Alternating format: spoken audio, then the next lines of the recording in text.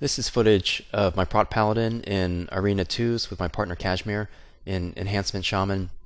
This is my first video at 85 in Cataclysm. I'm still in the process of gearing up. This is the second week of Arena.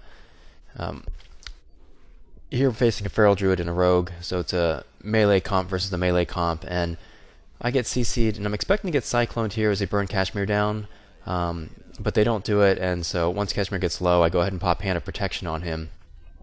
Hand of Protection will protect him from damage, all physical damage, so this gives Kashmír a chance to recover some of his health.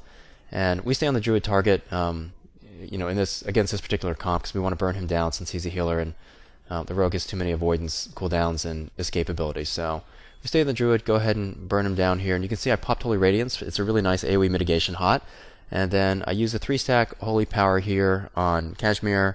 Pop Divine Plea for another 3 Holy Power, and then use Wog on him again. So I'm just healing to be conservative in that case. This clip here is against a Warlock and a Resto Shaman. Ignore that text.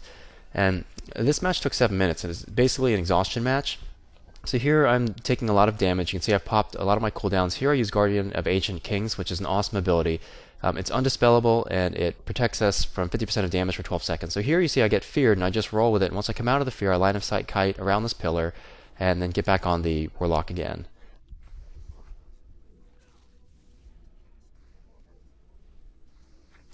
You can see getting low health, and once the cooldowns are up, I go ahead and use Divine Protection again, and then Ardent Defender. So we have a bunch of mitigation abilities to work with. We have Divine Protection, Ardent Defender, Guardian of Ancient Kings, plus we have our Divine Shield bubble. So a lot of tools to work with.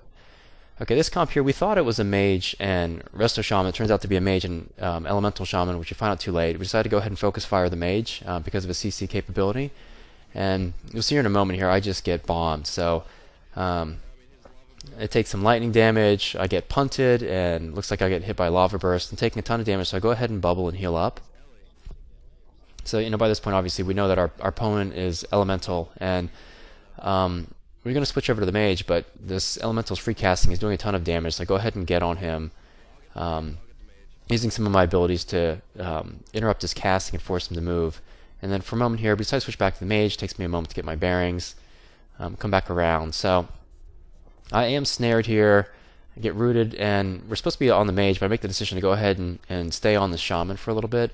This is a little bit of an ugly match for us, so come over here, silence, interrupt that cast, and I'm trying to just keep pressure on the Shaman so he can't free cast against me. The Mage ice blocks. I was going to switch, get back on the Shaman, and you can see my health's getting pretty low, so I've already used Holy Radiance, AoE mitigation heal, Divine Protection, Ardent Defender, Guardian of Ancient Kings. You can see Divine Protection just came off cooldown, so I get punted back. I go ahead and roll with it. So now I'm kiting, and I'm about to cast a heal here, and I decide not to do it. I'll show in another clip what can happen if you get counterspelled. So Kashmír and I are both trying to heal me up just a little bit, and I'm waiting for some of my abilities to come off cooldown, like Avenger's Shield. So here, get 3-stack Wog.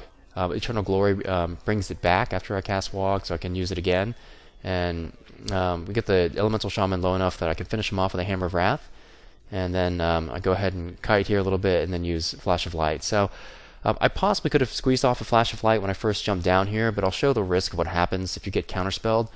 You will actually get locked out for 8 seconds, and it's just brutal. So Kashmír and I, we fought in I think about 28 matches or 26 matches this week, and I think we won something like 18 matches and lost like 6, so we did pretty good.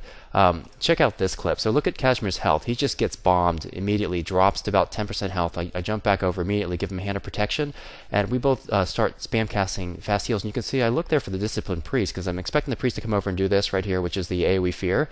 But it turns out, because the Priest was kiting me, the Priest was on the wrong side of this tombstone in the middle here, so we just managed to get Kash's health up high enough, and now it's a DPS race. So I've got Sacred Duty up, 3 stacks of Holy Power. Go ahead and get a nice crit there, guaranteed crits since Sacred Duty is up when using Shield of the Righteous.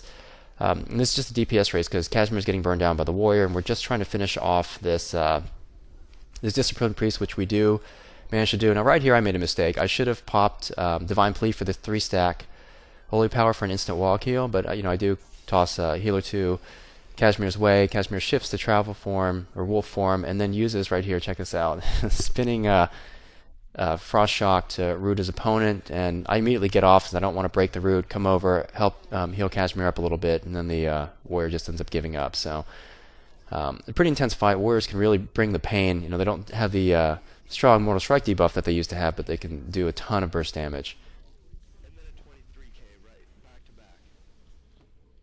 Yeah, so the warrior goes ahead and bails there.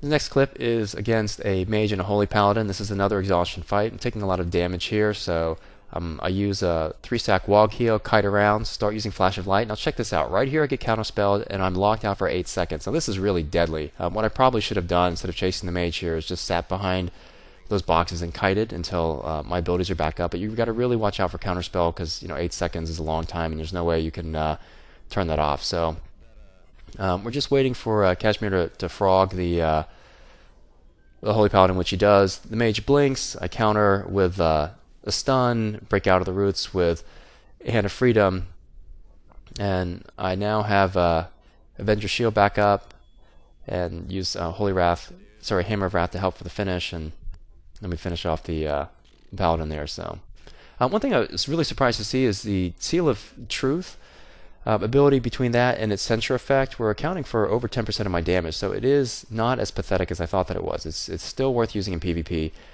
And tonight we were fighting in an MMR around 1800, and I managed to get the 1550 achievement since I was relatively new in PvPing on this Paladin. So I'll have battleground footage, more arenas in the future. So check out my guide if you haven't seen it yet.